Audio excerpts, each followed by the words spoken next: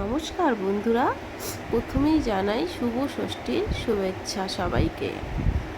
এই যে আমরা গিয়েছিলাম গোসানি রোড বৃন্দাবন প্রেম মন্দিরে গিয়ে বান্ধবীর দেখা পেয়ে গেলাম। বান্ধবীর সঙ্গে একটু ভিডিও শ্যুট করে নিচ্ছি। আর মা বলছে, তোরা ঘুরছিস না কেন, ঘোর না। তারপর কত যে ঢং, আমাদের দেখলে তোমাদের মাথা ঘুরে যাবে। দেখো না আমরা কি করছি, এখানে ঘুরছি, আবার বৃন্দাবন প্রেম মন্দিরে গিয়ে এখানে নীলা করছি, মানে দুই বান্ধবী। তারপর আমি একটু চারদিকটা, মানে এরকম সময় আমরা গিয়েছিলাম না, সন্ধ্যার দিকে, তখনই সন্ধ্যা আরতি হচ্ছিল।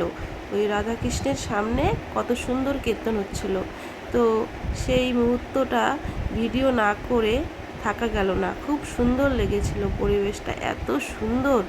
এই বৃন্দাবন প্রেম মন্দিরে যারা যারা এখনও আসুনি, চলে এসো তাড়াতাড়ি। এত সুন্দর জায়গা, আমার তো মন ভরে গেছে। প্রথম দিনও গিয়েছিলাম বৃন্দাবন প্রেম মন্দিরে, আবার নেক্সট যেদিন গিয়েছি সেদিনও প্রথমে ওই বৃন্দাবন প্রেম মন্দিরেই গিয়েছি।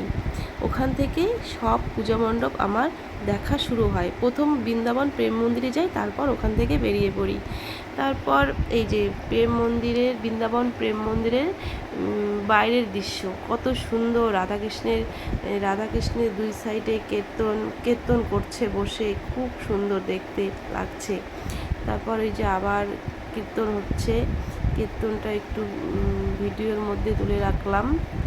খুবই সুন্দর লাগছে, খুব ভালো লাগছে। আর মা তো ওখান থেকে, মানে কীর্তন দেখে আর ওখান থেকে সরছেই না, ওখানেই দাঁড়িয়ে আছে। তারপরে যে এই পুজো মণ্ডপটা হচ্ছে আমাদের বোর্ডিং পাড়ায় একটুখানি গিয়েছিলাম, বেশিক্ষণ থাকা হয়নি। আর এটা হচ্ছে গোসানি রোডের সাইডে আদর্শ ক্লাব।